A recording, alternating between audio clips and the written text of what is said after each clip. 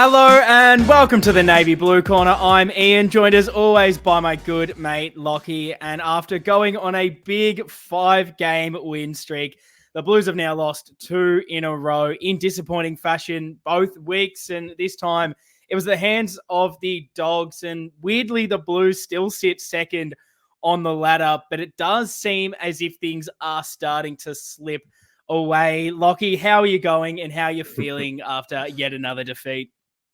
I'm doing well, mate. But I was just reflecting right now, this is probably the least I've ever reflected on a game between it finishing and us recording. So this is going to be true therapy for me.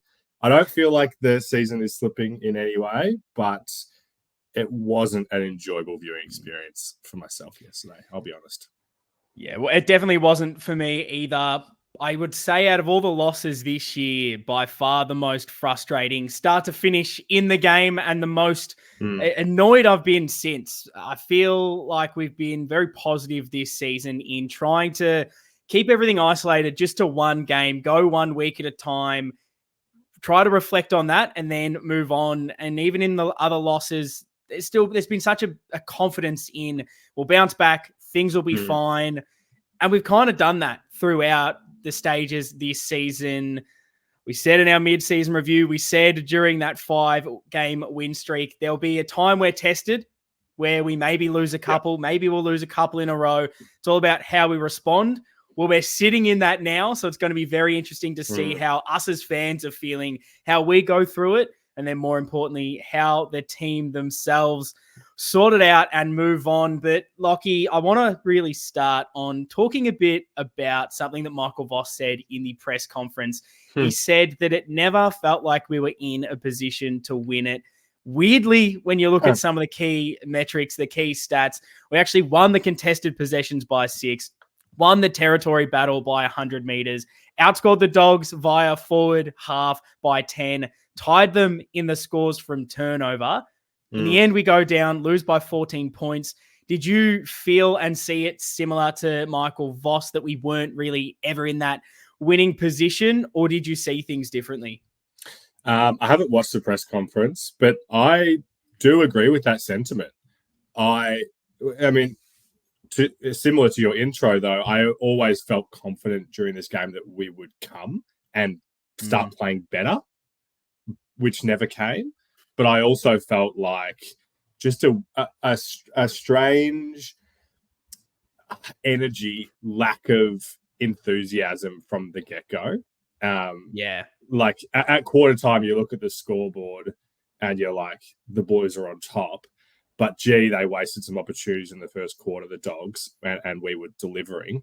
So yeah, I kind of felt like that. I never really felt good about how we were playing, but I kind of kept the confidence the whole game that it would come and never did. It's probably the frustrating part of the game. I was somewhat similar. I definitely agree with Vossi on that.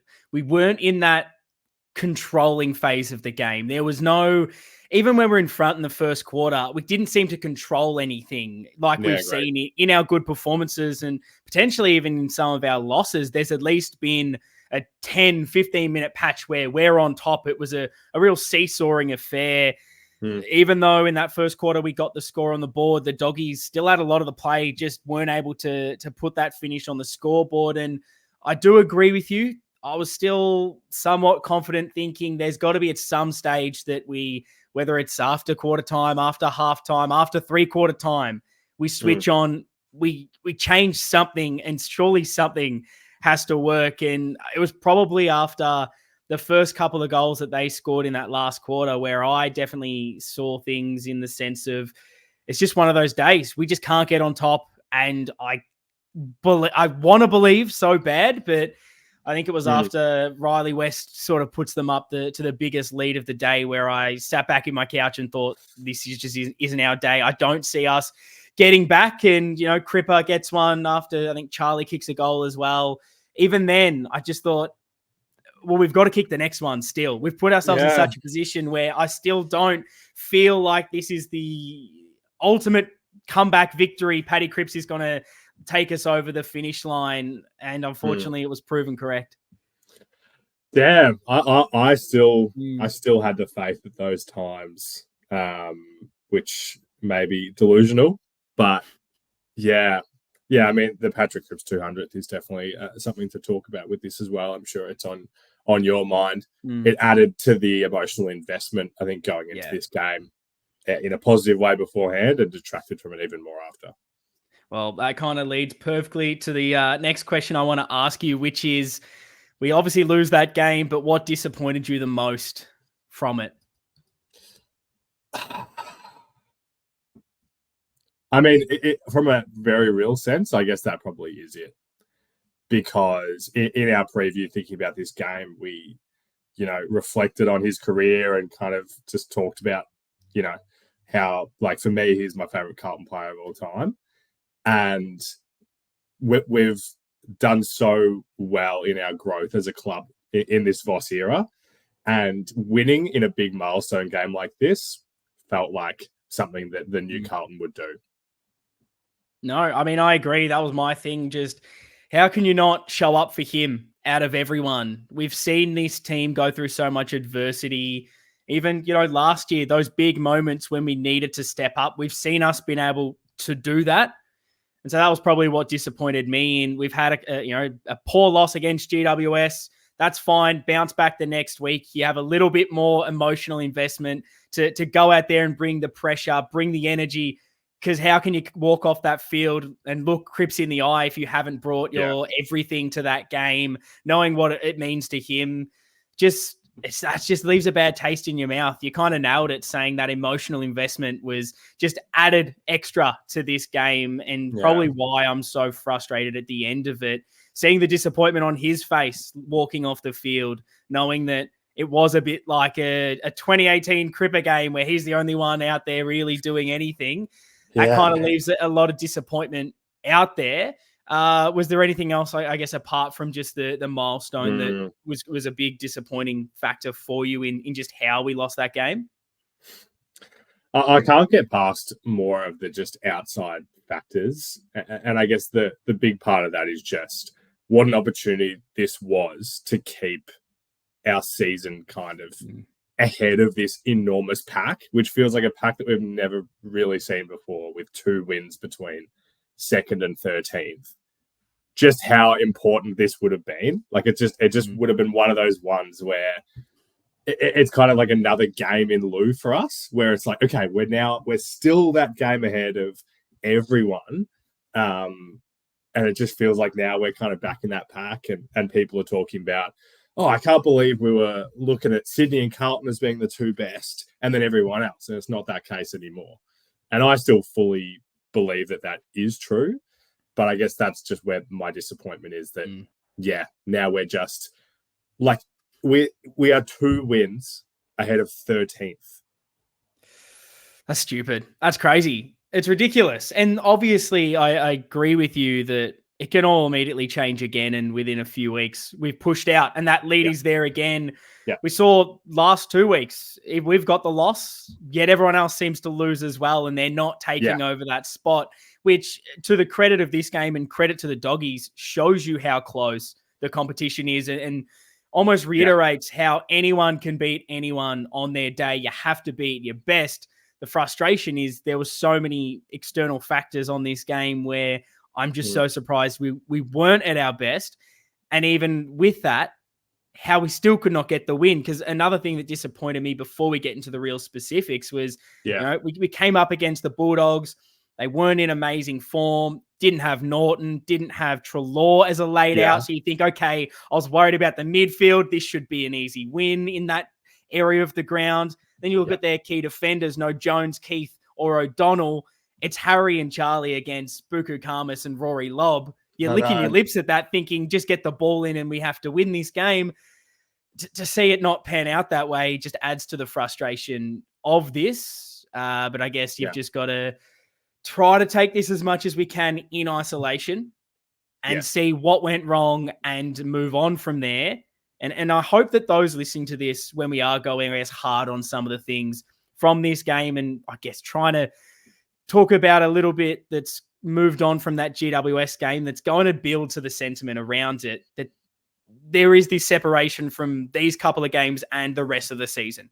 We're still very positive that things can get turned around and we're still sitting second. We're still in a great spot.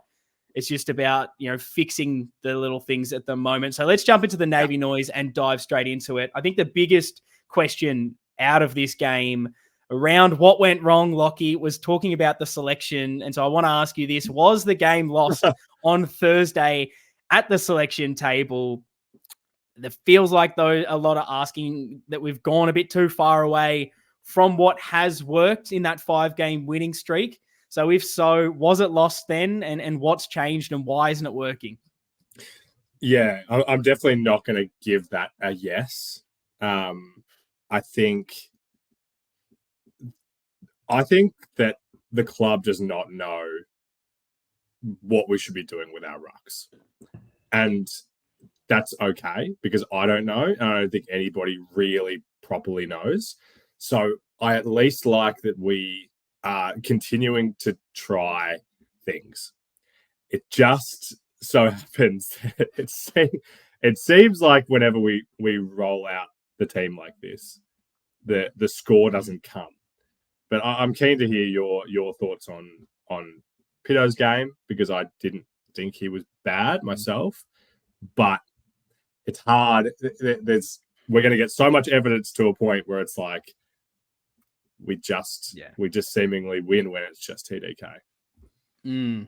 It's difficult. I think selection was lost, and the game was lost through selection. But I have another selection issue that I think was bigger than just the Pitanet 2 ruck situation. My I guess talking about the rucks, my disappointment in this is probably just it felt very reactive to the loss against GWS. The ruck situation, we go in with De Koning, rolls his ankle in that game, gets outbodied by Briggs, lose that battle. And it seemed as if we reacted from that when, okay, we've got to bring in the 2 rucks this week. We can't have that happen again. Midfield was down. Let's bring in the big boy. And if it's hard to know if that was the reason why. If it was, that is very disappointing, because I think the matchup of a guy like English, that's almost perfect for a guy like De Koning too, athletic beast. It's not this bigger body like a Briggs. I wasn't sure that matchup required the 2 rucks. And interestingly, you go that taller player on a deck like Marvel that is so quick. If the midfield isn't on top, if things aren't working, then you can immediately, I guess, point towards that being your downfall. I'm not ridiculously heavy on it, but I would agree and would think that the ruck decision was poor there. And I think we just need to go back to the 1 ruck for now. And it's got to be De Koning. Our best form was then. Yeah. I just let's not tinker with it. The worry I have is on his body and whether there's something there. Because imagine if the same thing happened in this game. Like he comes in, maybe he's not 100%, and then, hurts himself in that first quarter, and then we have no ruckman, and it's a Harry and Matt Kennedy as the sub job again. Yeah, that's my worry. I guess I understand that. We just don't know. But again, I think we spoke about this a couple of weeks ago. I don't want to go into games preparing for an injury in a certain position. I think that second ruck is still a bit of an issue. However, when I'm reflecting on this game and reflecting on what's changed, I'm thinking, what were we doing so well when we played our best football this year? Yeah. One of those components was the 1 ruck. I just don't think we need to be changing that. I don't mind trying things here or there. I don't think this was the week to do it. This was not the week to bring in Pito. Yeah. No, I respect it. And I agree. I agree that the best chance for us winning a game is solo ruck. It's more just the strategy of the season that I'm still coming to terms with. Yeah. No, I understand. Where I believe more the selection problem was around the midfield. And I was a bit hot on this on Twitter. If anyone followed, it was probably the most I've lost my head in quite some time. I think just not being at the game, sitting on the couch is not helpful for how I view football games. It's clearly not good for my mental health. Get me back out for dinner on a Saturday night, not watching Carlton lose to GWS instead. That sounds nice. My issue was, why is Kennedy out of that 22? against the Dogs? And is this another reactive thing where we're thinking, okay, the week before we got beaten by speed around the ball? Are we too, one-paced with a guy like Kennedy in there? Is that why they've moved him out? I'm still unsure why this move was made, especially considering we didn't have a guy like Hewitt in the midfield. When I was looking at this contest going in, the key to victory was the midfield battle. We need to beat the Dogs in there. Yep. That is it. That's their strength. You need to make sure that that's where you win. And considering Treloar's are laid out, I don't know how we didn't win in there, and not having a strong contested midfielder seems baffling. At least one of Kennedy or Hewitt, if not both. And the flow-on effect of that decision meant that there was more midfield time for Elijah and Fogarty, which when you look at the stats, you can see our front half pressure completely dissipated because of that.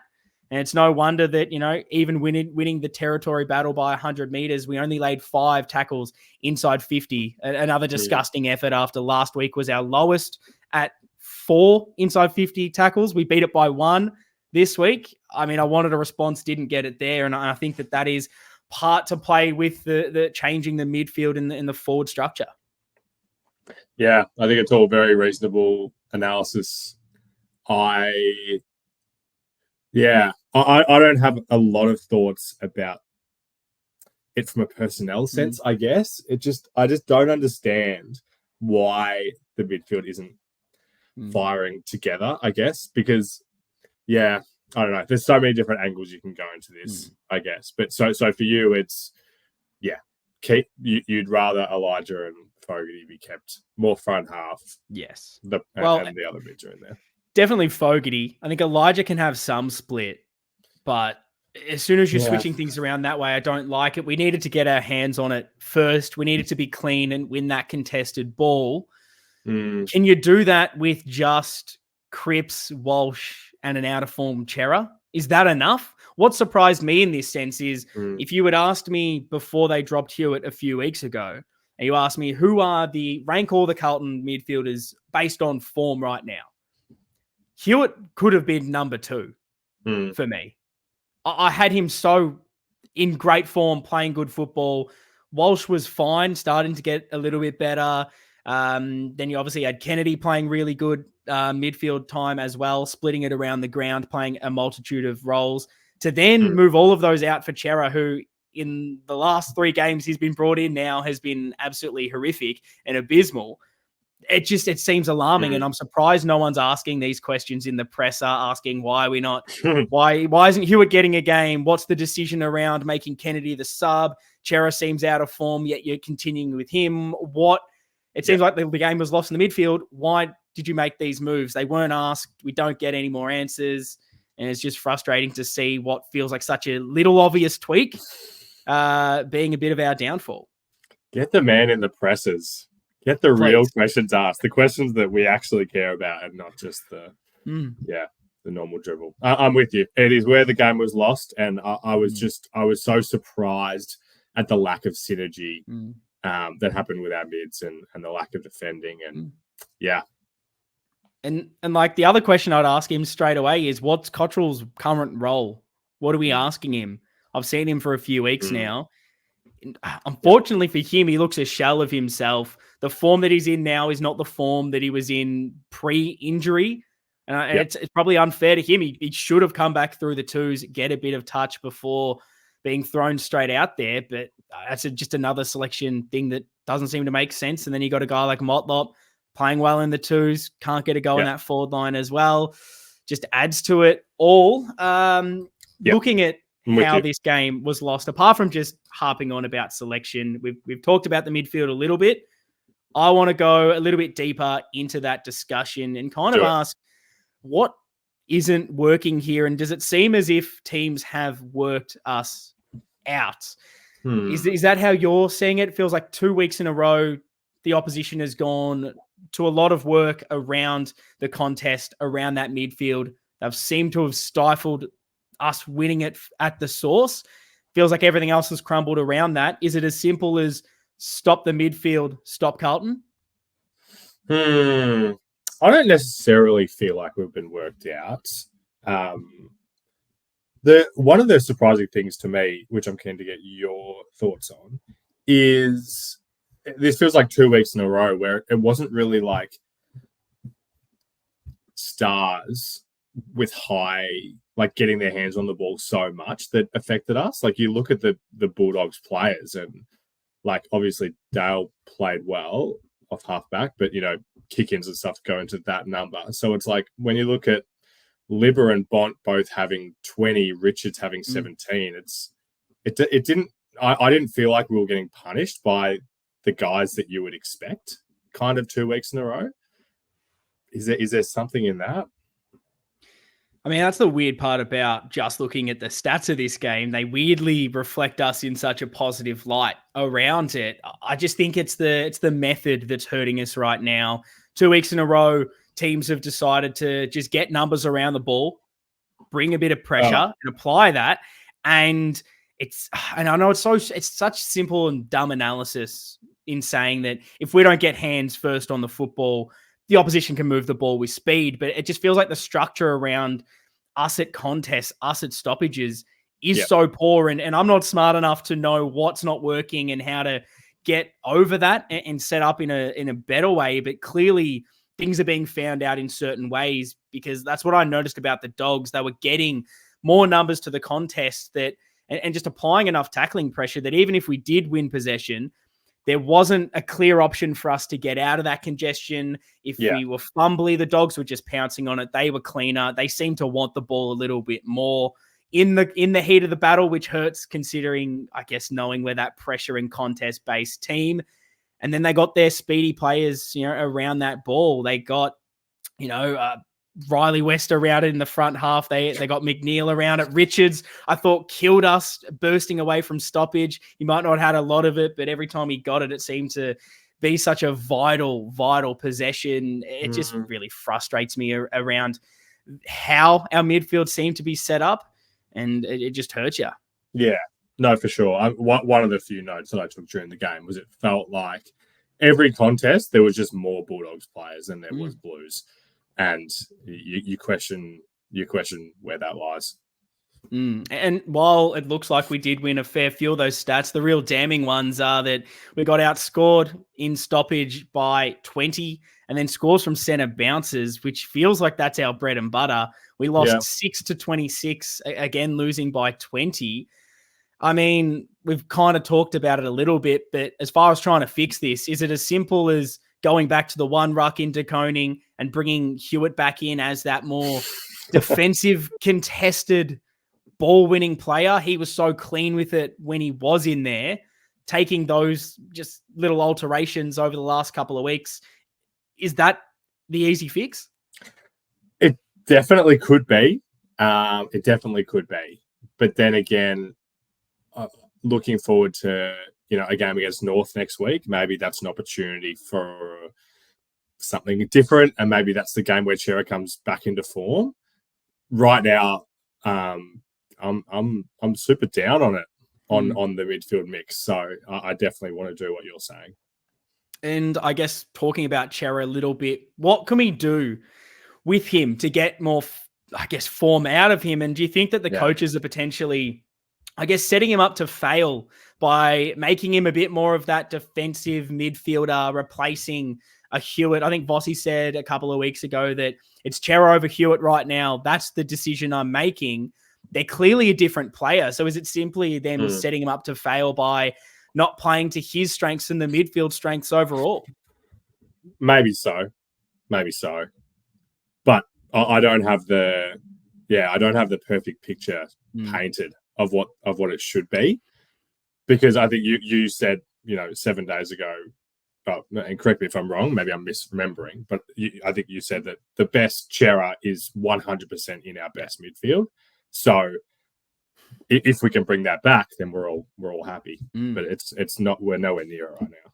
Yeah, it's clearly not working right now, and changes need to be made or alterations in some way. I guess it's just that balance of trying not to overreact to it too much, because that's what we're saying about the team selection. We don't want to be reacting to isolated incidents and then just constantly playing catch up. We just need to figure out what our best look is right now I'm saying, and maybe you could argue this is reactive, but go back to what worked 3-4 weeks ago.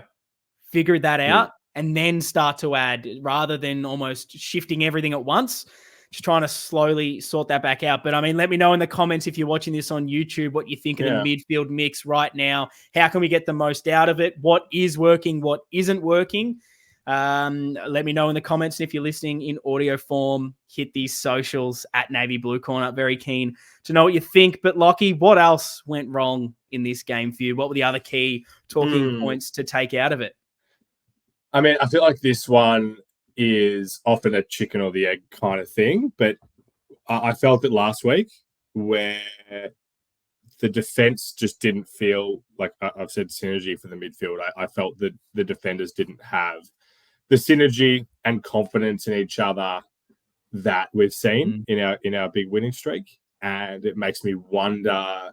It makes me wonder about whether something like taking McGovern out and Marchbank in can have that much effect. How much the role that the midfielders and their pressure plays in putting them under pressure. But there was just those moments like Bulldogs players taking marks on the goal line, players not seemingly knowing who they're on, where you have to question what's the root cause. Yeah, you hate to think that it's one player out, but particularly ball movement wise, it was poor. When McGovern's in there, it feels a lot better. And we know how instrumental he is with wanting to move that ball quickly, getting those intercepts.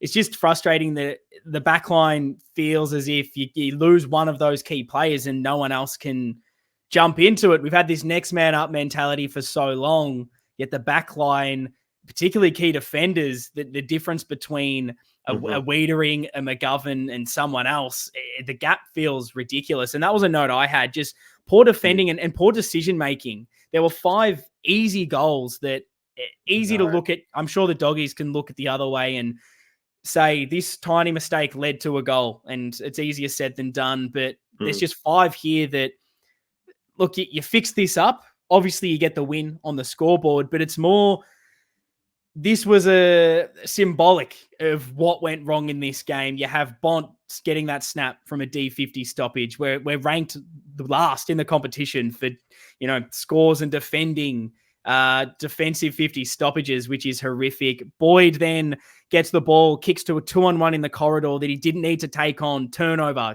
goal, Bailey Dale.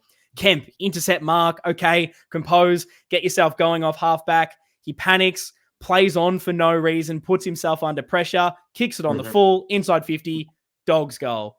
Marchbank and Kemp, like you're talking about, can't clear it on the goal line. We did this last week against GWS, just simple basics. Couldn't get it done. Darcy marks and goals.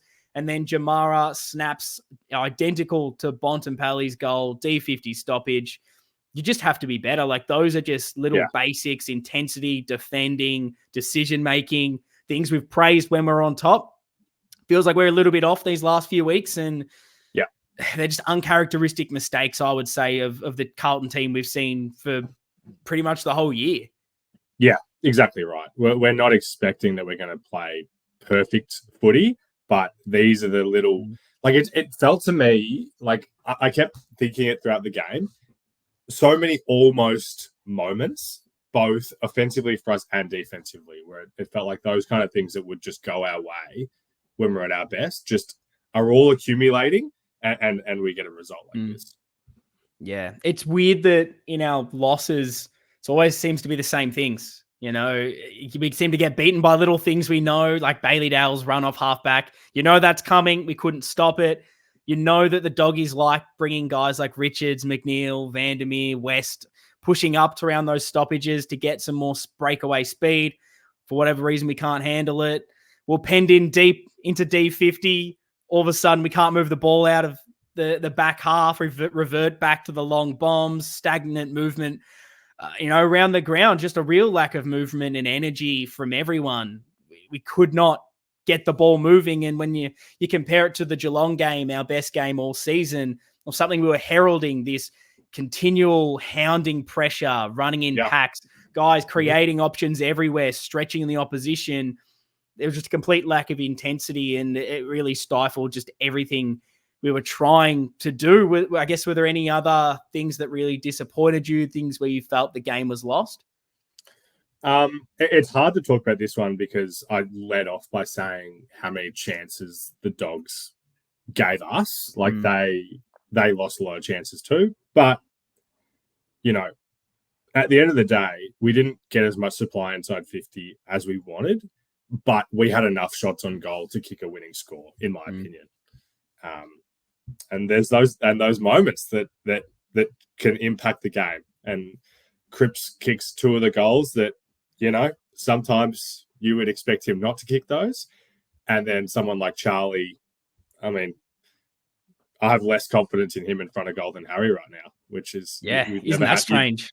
You'd never have on the 2024 bingo card. Yeah, he's missing shots from 20 out directly in front. He's wheeling and going from 70 when Cripper's there. There's a shorter option as well, being a bit selfish. It just, everything was not working for us that we've kind of come to know. I mean, like the last thing that I had was just that the role players feel down on form currently. And I don't mean this to single out these players. It's more the form of these players was a lot better when we were winning games and playing our best football. Ollie Hollins feels down. Fogarty was down this week. Cottrell, you can throw him into it. Boyd had the worst game I've seen him ever play. So many uncharacteristic mistakes by foot. Chincotta was, he was fine, but we've seen him play better games and we're not getting, this isn't me saying all these players are bad. The loss is on them. It's more when we're playing good footy, we're getting so much out of these players. And clearly when we're down, we're just not getting it from them. And so many uncharacteristic mistakes from the guys we trust. Newman had a really poor game. And then Boyd again, like I mentioned, it's just, it feels like a bit of a slump. And so I got asked that question, Lockie, is this a form slump? We gave them the out last week. We said it's 1 week, 1 loss. It's all about how we respond. It's now 2 weeks in a row that our pressure's been down. We've defended the ground poorly. Midfield's been soundly beaten. Is this now a trend? Is this something to worry about? I still remain supremely confident going into next week, and that we can turn it around from there. I think, at the selection table, I'd feel pretty confident that we're going to see a team that we're much happier with next week. I think just based on these last couple of results and the guys that we have. So that's a start. And then I think we can, I just feel confident we can turn around. I feel like this is a different team this year. And yeah, we loved our winning streak and now we're going to bounce back and get back to it. Yeah, it's tough. Until you turn it around, it'll remain a question mark hanging over.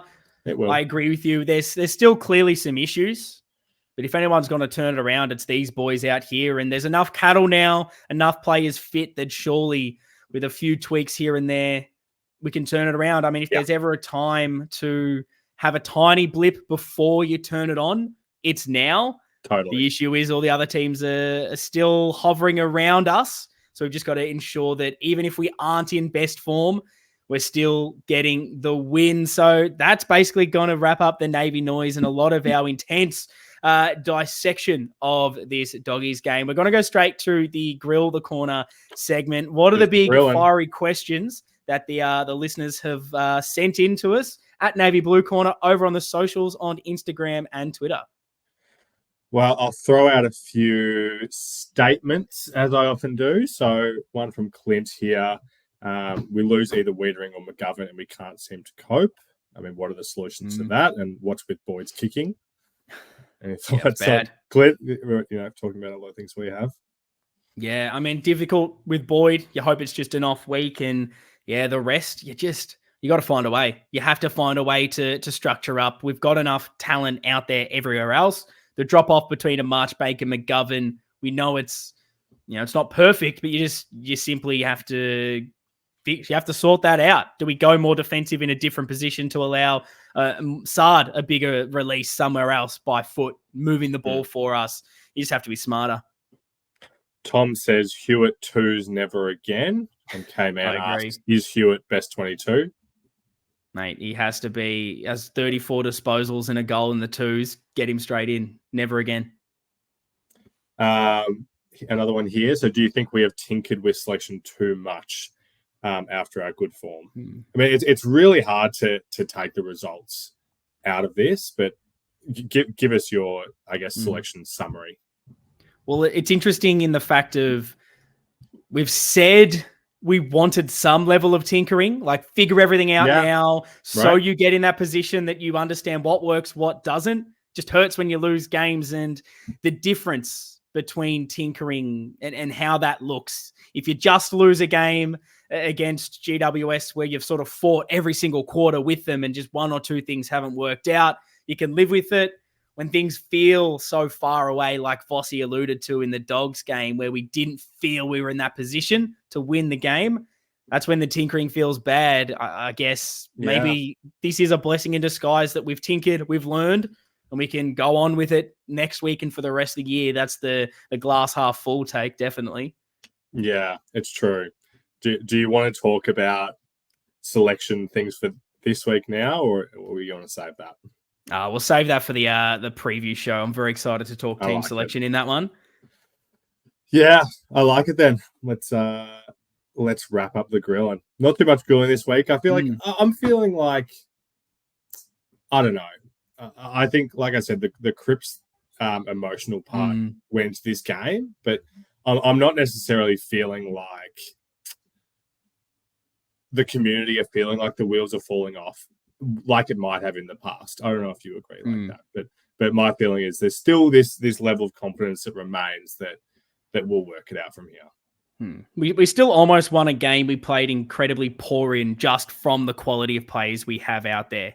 Yeah, that shows you the difference of where we've come in the last few years, that guys like Cripper, Charlie, Harry, Wiedering, Sard still almost can drag you over the line if everyone else isn't playing well. And even some of those didn't necessarily have their best games, but just the quality of them can almost win you games of football. That's what I'll take out of it. It's just so much bigger than that. If you want to be a premiership contender, standards have changed. We're not happy with just that anymore. We need all 22, 23 of them firing. But Lockie, your votes. The Navy Blue Corner, Blue Bagger, Badge of Honor. Tough week for it. What's your 3-2-1? It is. I'm not in love with it. I had to give the 3 to Wiedering. I thought we would have been in serious trouble if he didn't do what he did. Still feels like there's still some soreness there, and he's copping these knocks, and players probably know that, like opposition players know that. But God, he's just a beast, all Australian. I'm not in love with this one, but I wanted to give Sard 2. I felt like, saw shades of the past and what a dominant, like, I guess the kind of player that he can be after returning from injury, which is good. And I've given 1 to the Skip as well. Yeah, we've almost aligned. I gave my 3 to Cripper just because of what I saw of him trying to get us all on his shoulders and put us over the line. I loved his game again. He's just so incredible, and kicking those clutch goals is such a difference from him from a few years ago.